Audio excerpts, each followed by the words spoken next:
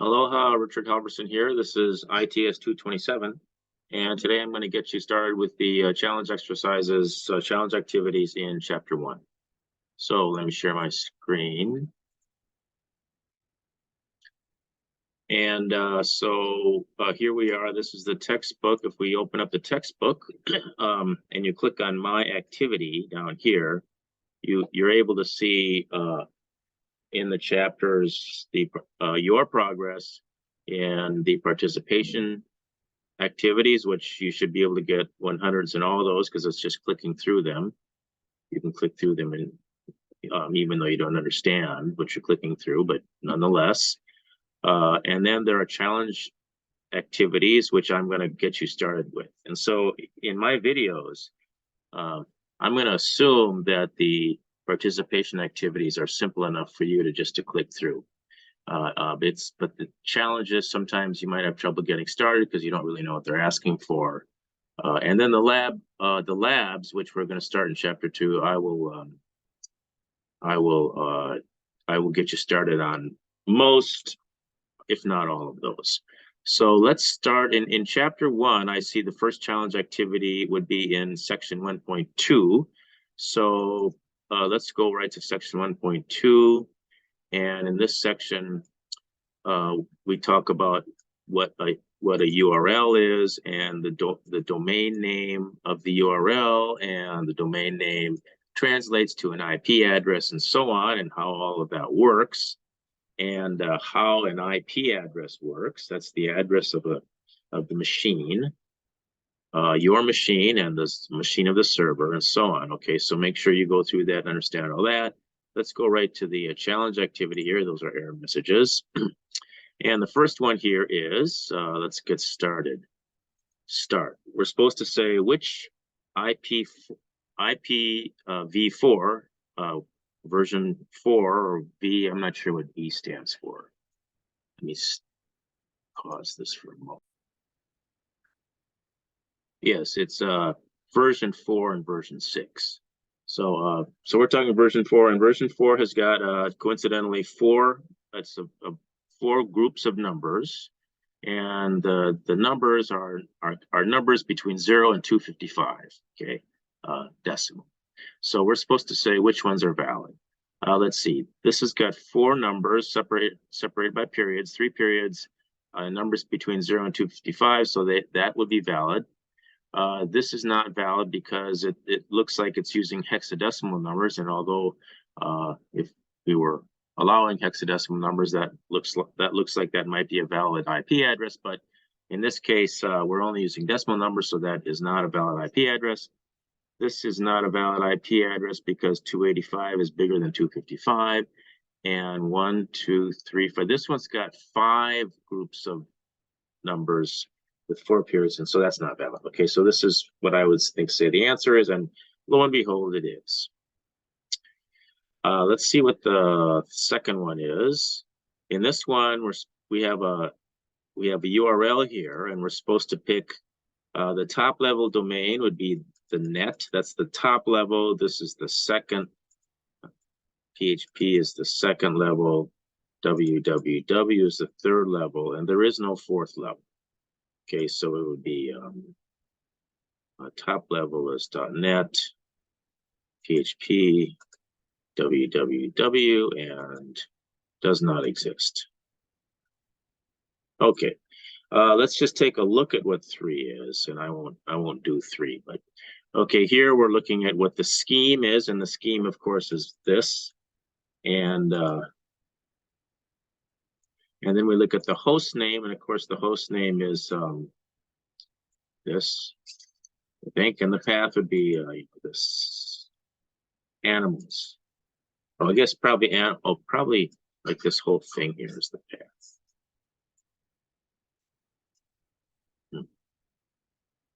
Yeah, maybe it's this. I don't know. I'm not sure. You figure that out. And here's valid URLs. Okay, that's got a space in there. That's no good. Blah blah blah. Got to have 2 slashes. You know, they all look pretty good. Anyway, okay, so that's the challenge activity there. So you can do that one. Let's go back to the chapter 1, and we see section. The next section's got a challenge activity. Let's take a look at that. Talks about the hypertext transfer protocol, what HTTP stands for, and how that sits, as they say, sits on top of TCP IP. These are all terms you've heard of, different versions of HTTP. There was this DNS lookup, domain name service lookup, that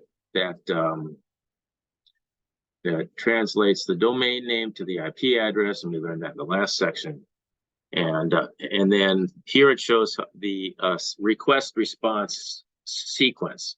HTTP defines, there's this TCP IP connection, and HTTP requests of a web server a document.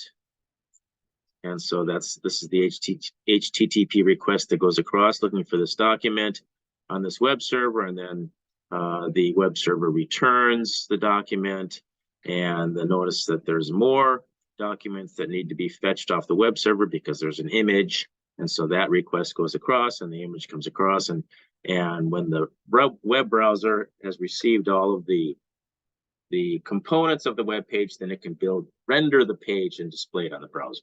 So that's what this is all about. Make sure you understand all that. Oh, these are the HTTP headers. The headers of requests and responses. A request has a header, and let's see, there's a header. Headers have a start line and a header field, and then it may have a message body.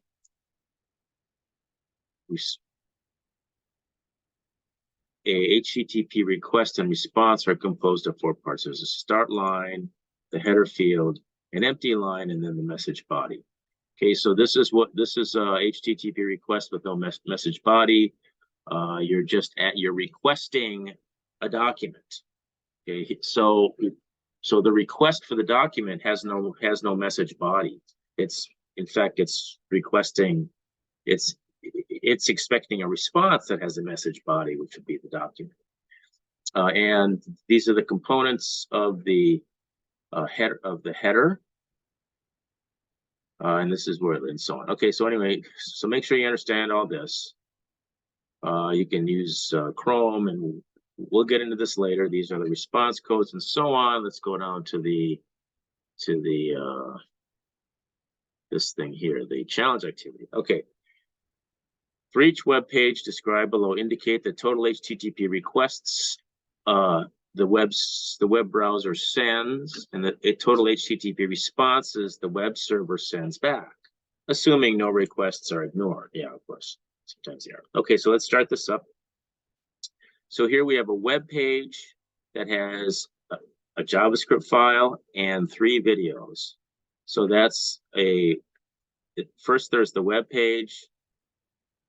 HTTP requests the web page, and then it requests the Java. Then it's going to have to request the JavaScript file and 3 videos. 1, 2, 3. So that's a total of 5 requests, and the response is going to be the requested web page, and then the requested JavaScript file, and 1, 2, 3 videos, assuming the videos are on the same server as the rest of the stuff. A web page and an image would only be web page and an image. Response would be the web page and the image. And then, oh, here's a pretty big one. It's a web page plus 2 images, 2 JavaScript files, and 3 cascading style sheets. So that's 2, 4, plus 3 is 7, plus 1 more is 8. So I think this is 8. And we are responding with the same. And so let's see if this is correct. Yes, very good. Okay, let's look at the next one. Here, oh, this is an HTTP request, and so this is what it's requesting of this host, and this is the user agent. Okay, what type of of line is the third line. I would say that would be a header field. What is the request type? I guess the request type is head. What is the path? This looks like the path. And what is the browser identifier? It's the Mozilla prime. It includes Mozilla and then the brand. So let's see if this is correct. Yes, it is. All right, what's next? Let's just take a look at the next one. It is indicate whether each header is typically found in an HTTP request or response. Okay, host. I guess this is found in a request. A server. Date. I have to go up here and look.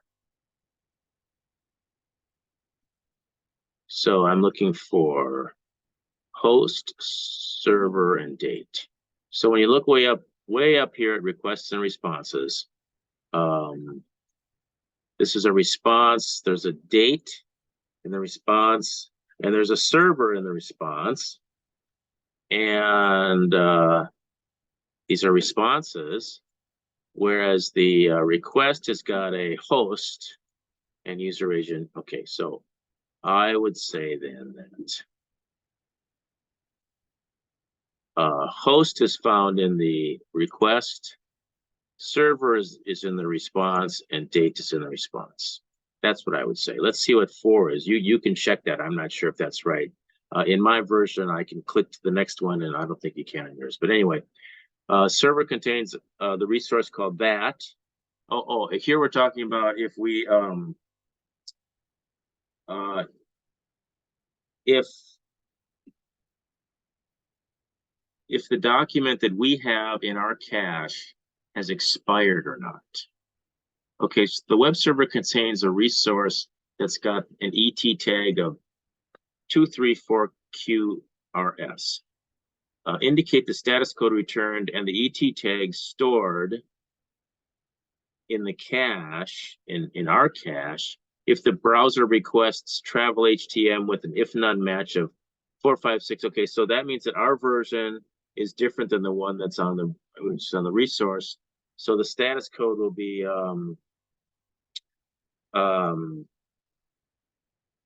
it's going to be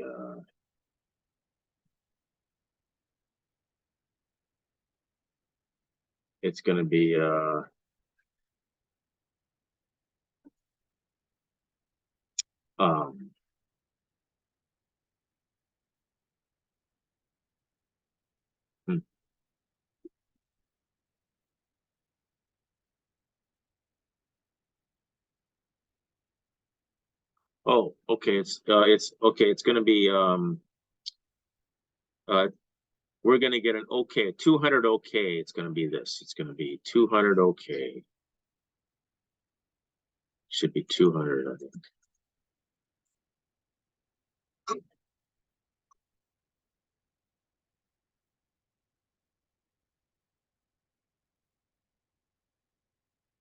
think it's this.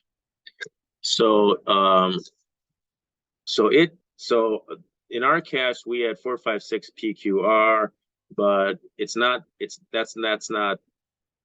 the ET tag anymore. The ET tag has changed, and so when we request this, it's just like requesting a document that we don't have, and so you're going to get a status code of 200 with the new ET tag. And is that what it is now? Status. It's like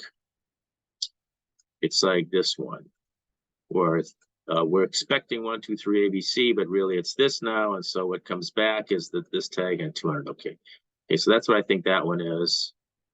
And what's this? That the browser requests with the header of this, and that's there, and it is the same. So in other words, it has not changed because the ET tag that we have is the same as the ET tag that the web server has. So the status code is then the one where we say that you don't need to get it, and that would be this 304, not modified.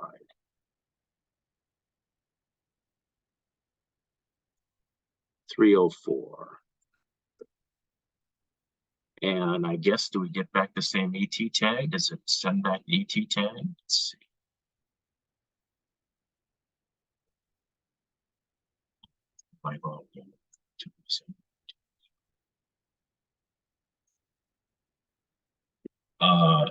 There is no ET tag that comes back, so nothing comes back.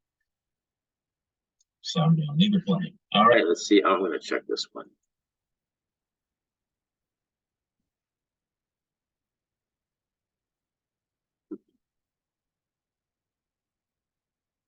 Okay, well, it must be the same. This must be this one then.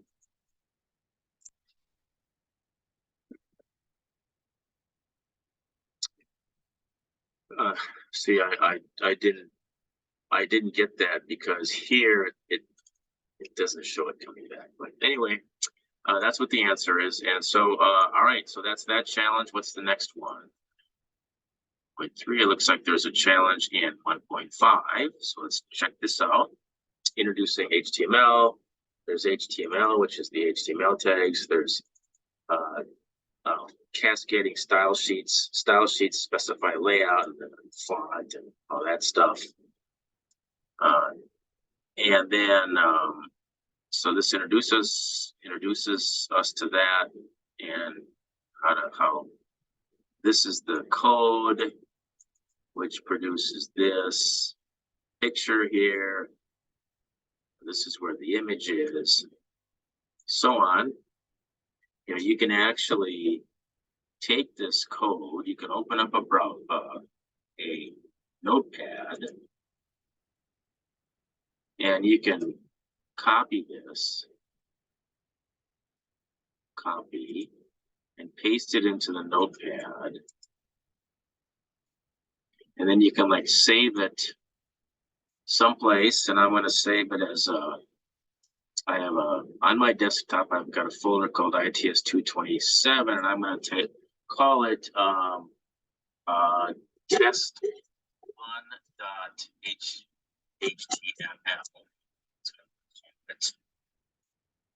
Then I'm going to go over to that folder, which is right here. Let me just put it over here.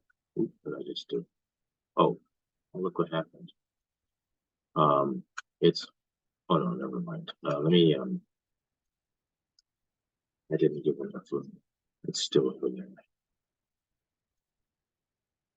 Here's the folder. Okay, and let's open up the folder. And here is the test one. That's the one I just saved. And so I can open that using whatever. Let's open it using Firefox. Why not? And this opens up. You know, it's just like this. Okay, looks just like that. Test1.html. Okay. Anyway, I just want to show you that. That's how you can test all this stuff. So let's go back here. And so make sure this teaches you all that stuff, teaches you what about these tags, how they work. And these participation activities are nice because you can mess around with this up here and changes it here is Earth. And when you render the page again, you know, see it changes. So that's very handy. Make sure you do all that. Okay, here's a challenge. Before the paragraph, add an H1 header that reads that and an H2 header that reads that. So we would add a H1 header, start. Okay, here you can show expected. See, so this is what we want it to look like. We want it to look like, first it reads chapter 2, and then it reads references. See, chapter 2, and then references. And then here are some references are from down here. That's from down here. So basically you do H1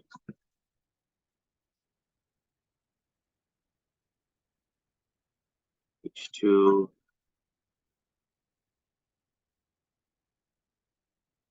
And you put chapter 2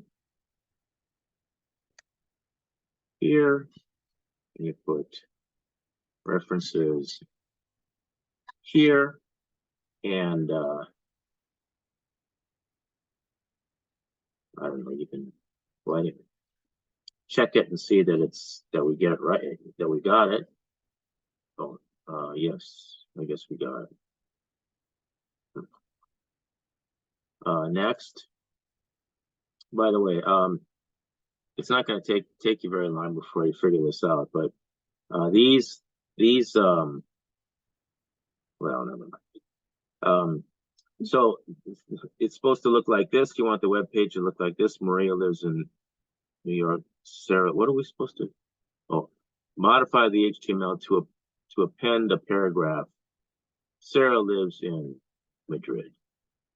So I guess we take this, copy this, and what is it supposed to look like? Oh, a new paragraph. I guess we just add a new paragraph, huh?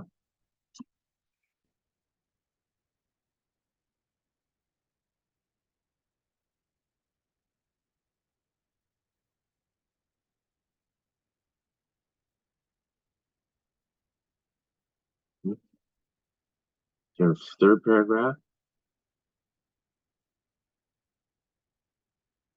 Not supposed to have a third paragraph, I guess.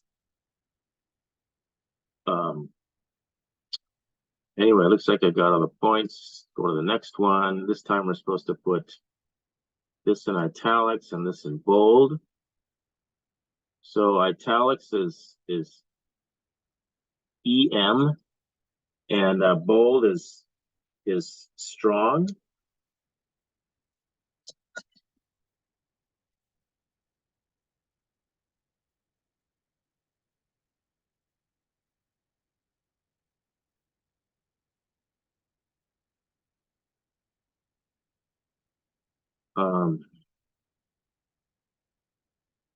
Darkest moments in italics first, I guess. And then this is going to be in bold. Oops, no quote.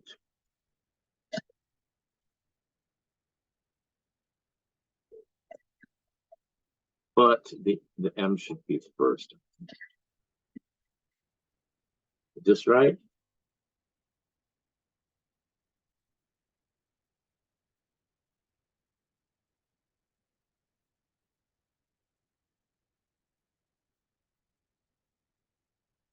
What did I do wrong? Oh, I'm supposed to. Oh, I'm sorry. I'm supposed to make this thing. I'm supposed to make this thing. This thing.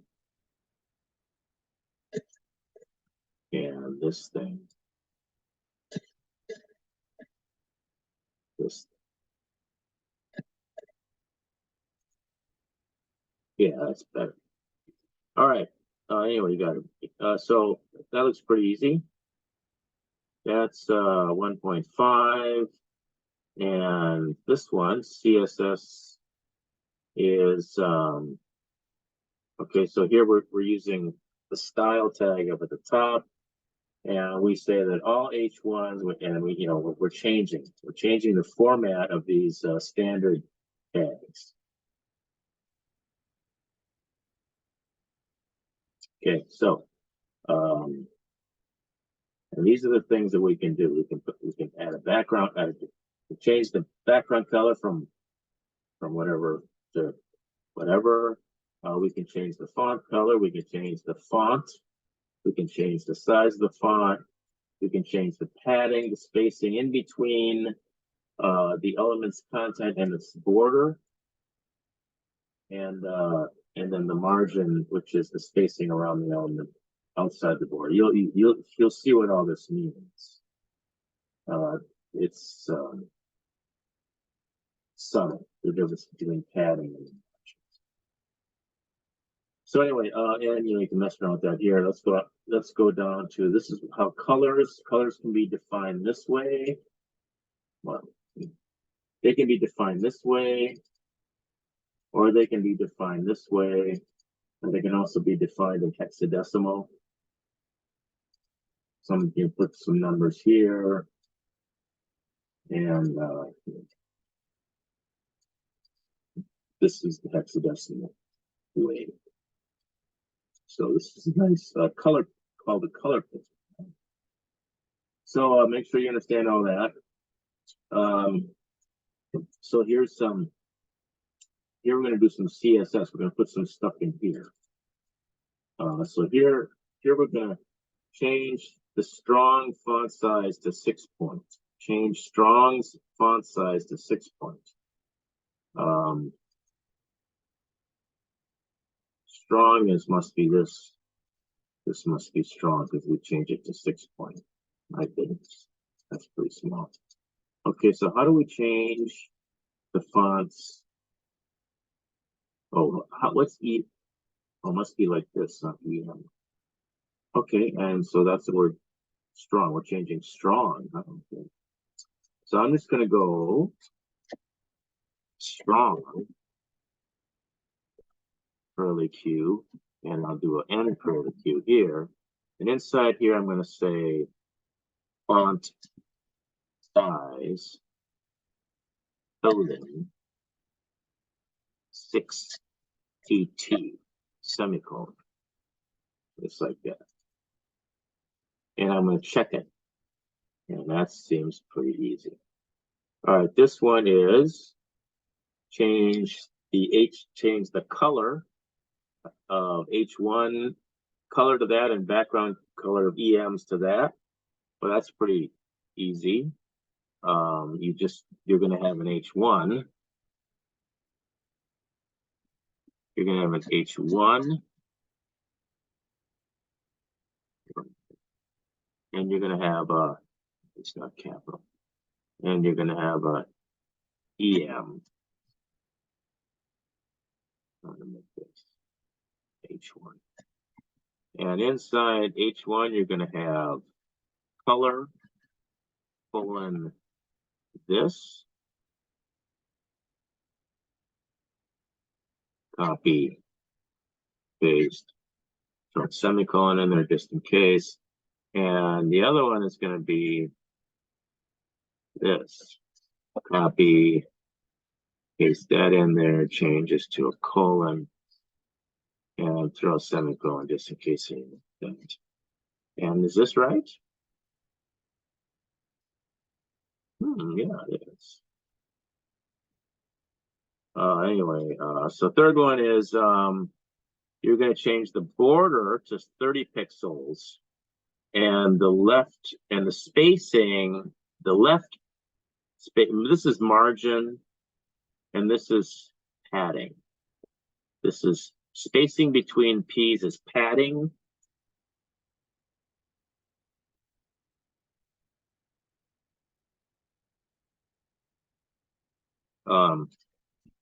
Padding.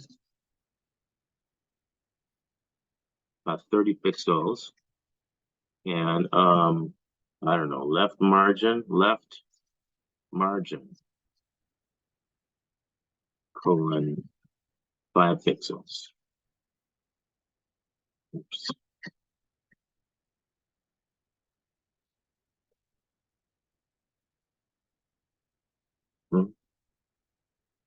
That's right. Left margin. Yours, mine's is this, and should.